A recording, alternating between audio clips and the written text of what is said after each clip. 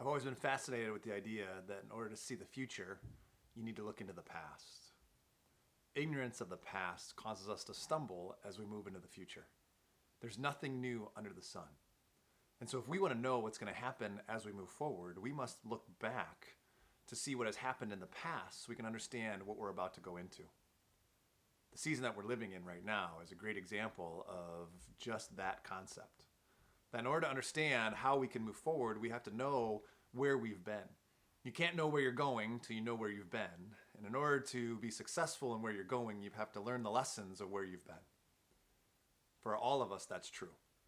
We have to remember what we've been through. We have to know what we've gone through. We have to look back in order to see what's going to happen moving forward. One of the things that's pretty incredible about the Bible is that it gives us a glimpse into the past. It shows us what has been so we can take its words and apply it to our future. Proverbs is the same way. Written thousands of years ago.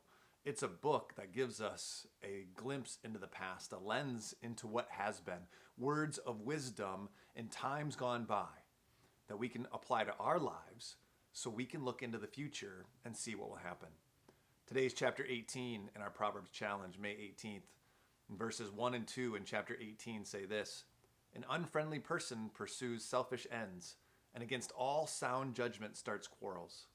Fools find no pleasure in understanding, but delight in airing their own opinions." Written thousands of years ago, it's relevant to today, and I believe is super important for us to understand as we look into the future. Because I think we're going into a season where we're going to hear a lot of things. There's going to be a lot of words. In fact, one of the themes in Proverbs 18 is words.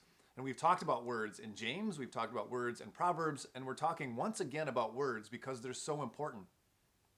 And yet these verses can give us a view into the future because we're going to go into a season of words. We're going into an election. You can see this time already speaking into the election campaign. You can see individuals using what's going on in our world today, using words, throwing out their opinions to get an end to their means. So we have to be aware of what Proverbs says so we can understand as we put our words out there what the impact will be. An unfriendly person pursues selfish ends, and against all sound judgment starts quarrels. Fools find no pleasure in understanding, but delight in airing their own opinions.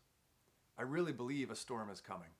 That as we come out of this quarantine season, as there's things that are opening up all over the world, there will be a war of words.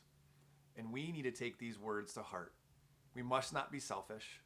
We should not start quarrels against all sound judgment as we pursue selfish ends.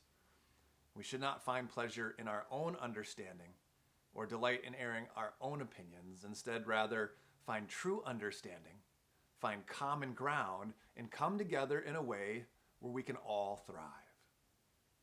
The future can only be told by looking into the past. And the past gives us such great wisdom to define our future. So let's be a place that looks back so we can see forward and not make the mistakes that have happened again and again throughout the course of history. We're in a defining moment.